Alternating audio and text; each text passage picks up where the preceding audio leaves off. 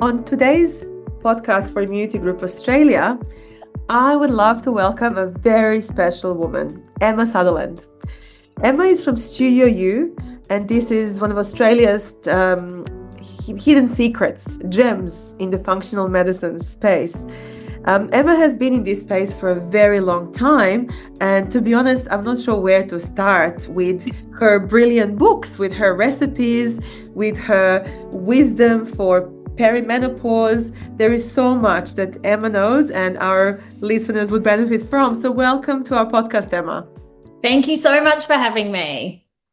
I'm very excited to have you. And one of the most important things that came up in my research about you is the word mojo. You often use this wonderful word mojo in a particular sense. So what does it mean to bounce in our own steps, which comes from the feelings of being strong, well, and healthy? What is this mojo, which many of us are probably missing in everyday life? Yeah, I love this word mojo, and I've been using it for years. And for me, it's just the epitome or the essence of health, of just health kind of radiating out from within. So it's almost like a bubbling over of health. And in the Greek language, there's this word called kefi, and it means this like absolute joy and abundance of life that just kind of flows through you. So I really feel that, every person has the right to feel that sense of mojo or kefi. And often, it's just a matter of trying to decode what's in the way of that feeling for people, whether it's their diet, their lifestyle, whatever it might be. But I just truly believe everyone deserves to feel that. Is kefi what we see, for example, little children having when they kind of bounce from, off the walls and they're happy and excited? Is that type of feeling which we're looking at, or is it a bit Yes, it's different it's for like adults? this exuberance. And I remember when I was in Greece and we'd be at the Panegyri, a local Greek festival, and there'd be these old people, and I'm talking probably late 80s, early 90s, and it would be midnight and they were just dancing, dancing with just such energy and joy. And it's just that exactly that exuberance that just flows out of them, that spirit of health and well-being. This is what we can learn a lot about from you directly, because one of the questions that also came to me when I was reading about your work is, how are we different as females? Is it our hormones, our mind, our body? What makes us unique from the rest of our species? Yeah, it's a really good question because, I guess 50% of the human population, roughly give or take, is female. And I think what's interesting is the research that's coming out around brain health and the changes in the female brain that happen as a result of our hormones. So how this plasticity occurs, for example, during puberty, which, males and females will both have. But then during times like pregnancy, there's this enormous amount of brain neuroplasticity that occurs because of the hormones. And we see this again during this perimenopause and menopause phase where our brain changes. And I think it's Dr. Lisa Mosconi's work with functional MRIs that just really highlight how our brains change in accordance to the hormones, which to me makes me instantly think, my God, female hormones are so incredibly powerful. I truly believe it's metabolic, why we're different to males, and also hormonal. That's what I truly think is going on that differentiates us. One of the main, I guess, messages which we are hearing now in the public media space from women, whether they're young women or older women, is that women are often not believed when it comes to chronic health issues or even issues which they feel they need to address, but doctors just don't believe them. Why do you think this happens so often in Australia? I see it every single day in clinical practice. And, I have cried many tears with patients around how brutal their lives have been for this one reason. I just had a patient on Saturday, and she was told she's only 31 now, but she's been told for the past 12 years or so that her period pains are just normal. Um, and, she's been offered antidepressants, anti-anxiety. She's been told it's in your head. She's been told to just relax. She's been told so many things. And then finally they did a laparoscopy, and it was the worst case of endometriosis that the specialist had ever seen. And he said to her, I don't know how you were functioning. She said, I wasn't. But this is very, very common. And I think there's so many drivers for this. I think a lot of research is done in males. So we have less research that's done on females, therefore less evidence-based medicine on what goes on for female physiology compared to the male physiology. Like, we're not little men. We are different. And so if we have more research that's done with women, that would be helpful. And I think it's starting to skew, but women are hard to study because we have variables like hormones. So we're not an easy candidate for like a big pharmaceutical company to pour a lot of money into study when we have a lot of variables. It makes it much more complicated to study females, but we need to do this. It's well and truly overdue. And I've seen the research around, when women present at an A&E with symptoms of what they think is a heart attack, and then males present with, what they think is a heart attack, and women are delayed by about 30 minutes before they see somebody, whereas men are taken kind of straight through. Like, we have enough evidence showing us that women are treated differently to men in settings, health settings. So I really think it's time for us to all start moving that conversation to a different place.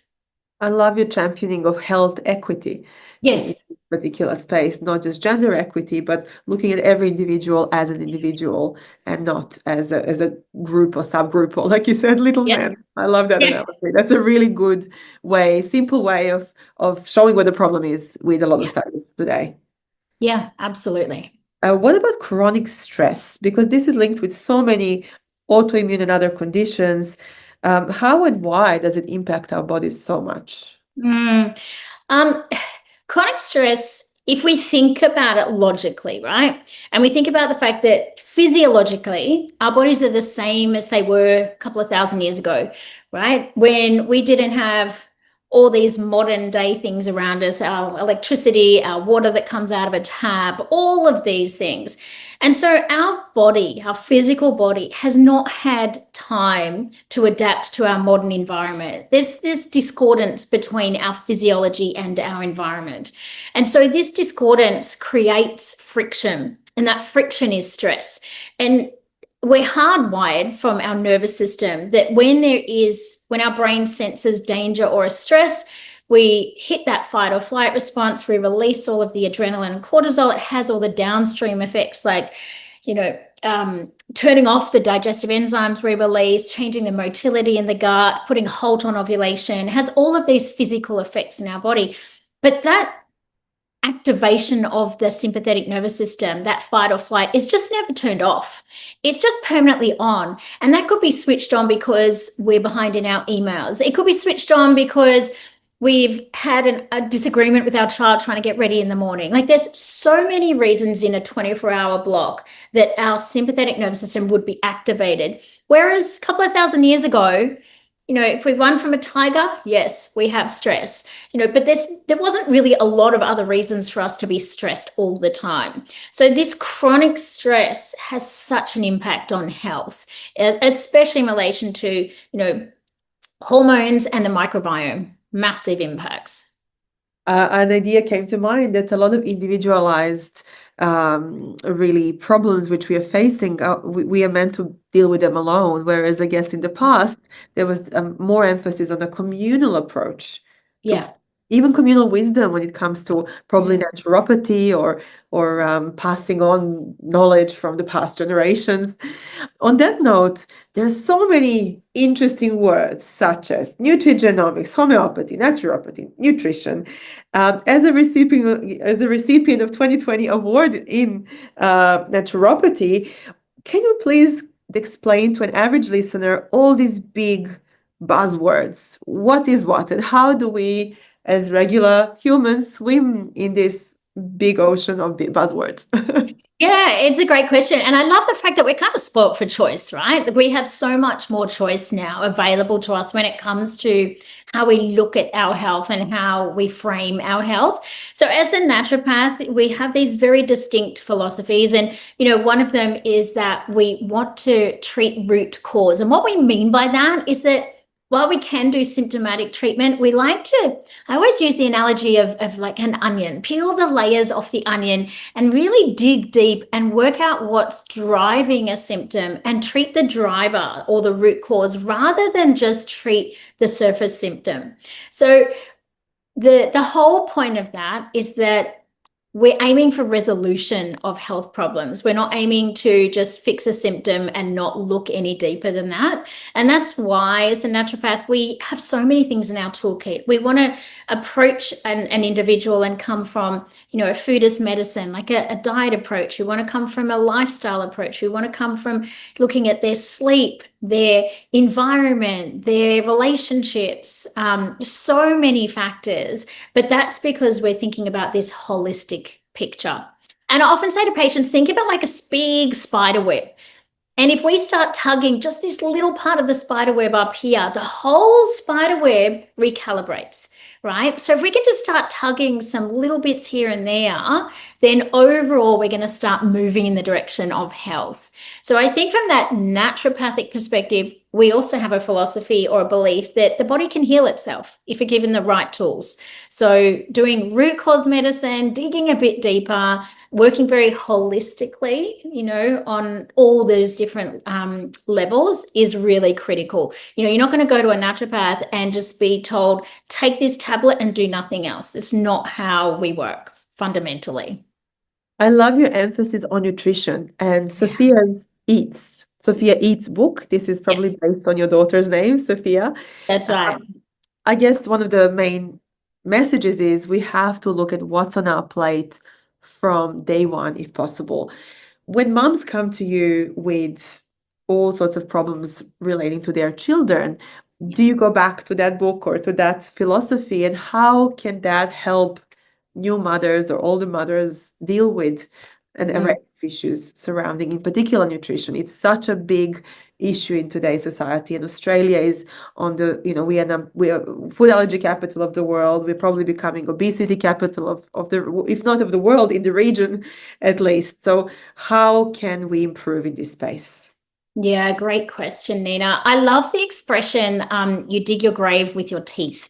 One of my elderly patients told me this, and I hung on to this expression because I really do believe that, everything you put in your body is going to impact your health one way or another, for better or for worse.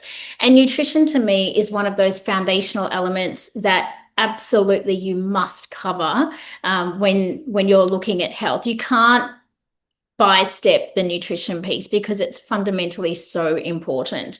And when I'm working with families in particular, because I've been in clinical practice about 23 years now, I've seen a lot of change. And so what I definitely pick up on now working with families is that they have information overload and a lot of white noise. And there's a lot of concern about getting it wrong with their child, and a lot of guilt as parents about what they have been doing or what they haven't done.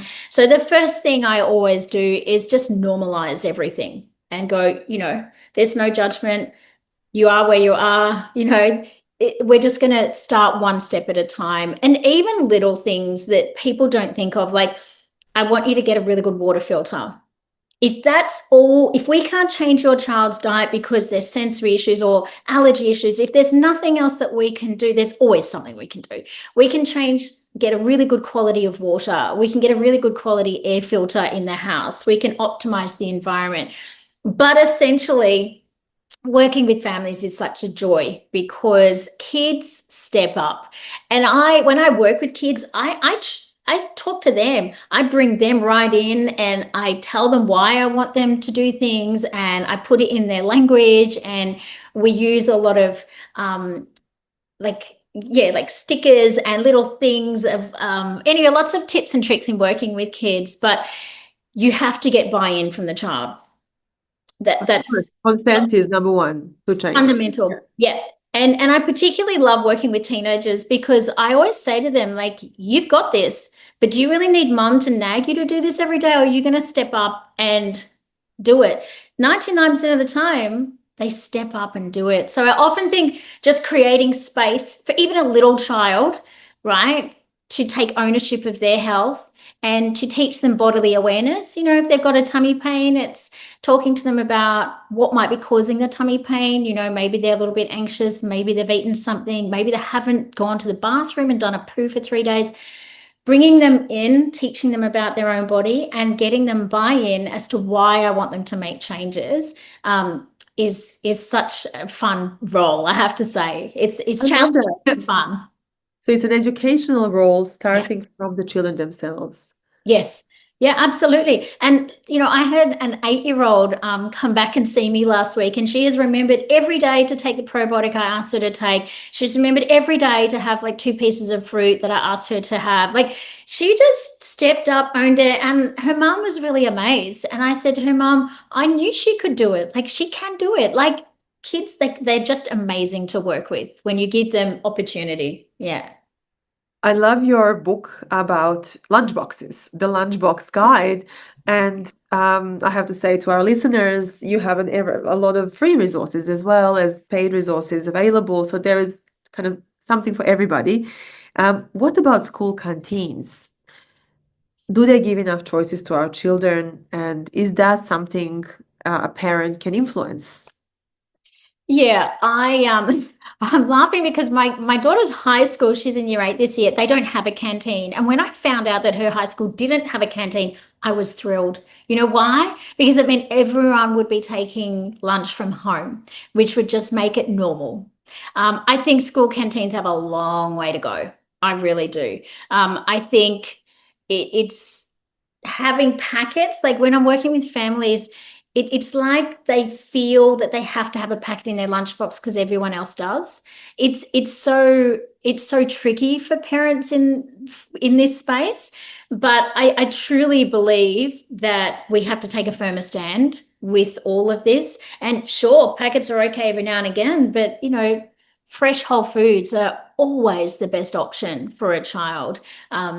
So I'm a bit hard-nosed on this one because I know the impact of nutrition on kids' ability to grow into their full potential is profound. And so if we are only feeding them starch-based carbohydrates that have been processed, their brain will not be able to learn and grow as it should. Their body won't be able to grow to its full potential. We need good fats, good protein, complex carbs for kids. So school canteens have a long way to go. And also wanted to ask you about health retreats. Now, I've never been myself to a health retreat, but Yeah. we always look at others who have and we say, wow, wish one day I can do this. As a sought after speaker and also educator in this space, would you maybe tell us what is the benefit of a health retreat? Why are they important? What do they actually provide a person with? And is it advisable for everyone? Yeah, great question. I think health retreats have a really great place. So I actually used to work at the Golden Door in the Hunter Valley for quite a few years. And what I saw there was that people's eyes were opened. And what I mean by that is that I truly believe people don't wake up in the morning and decide that they want to do a bad job of looking after themselves. It's because usually they don't have the knowledge or the awareness to make a better choice. And so what a health retreat can do is really open up a person's eyes to what options are out there and different ways of doing things, different ways of thinking about things that can really get them outside their comfort zone in a controlled way. Right. And most of the time, health retreats are run by fairly, reputable people. And so you want to listen to them because if they're the experts, they've probably got something they can share with you. And even if you walk away with, 3 or 4 new habits, if you continuously do those new habits and they just become integrated into your life, the impact of that 20 years down the track is going to be massive compared to you not doing those 3 or 4 things.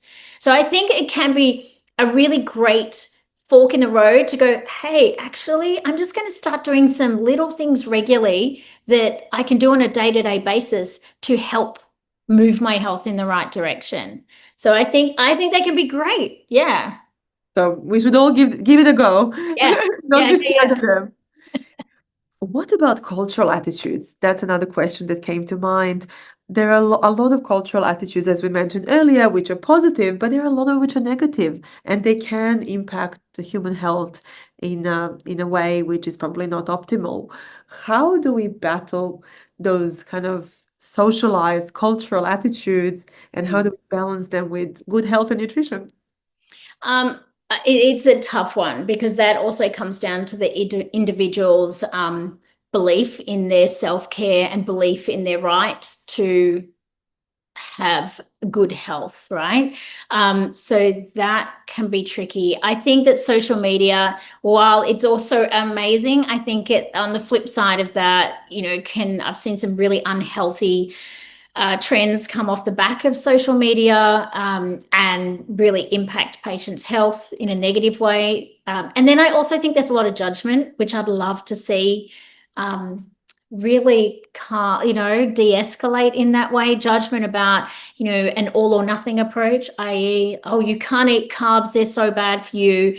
And then all the way to the other side to, well, I'm just going to do whatever I want and you over there. Like this toing and froing, I think is really awful. And I know health can be polarizing because there's lots of different ways to be healthy, but it's about working out what is best for the individual mostly. But yeah, I would love it if people were a little bit nicer to each other in this space. Just be kind to each other. That's what I always say to my daughter as well. It's like, just be kind. If someone has a different opinion, that's totally okay.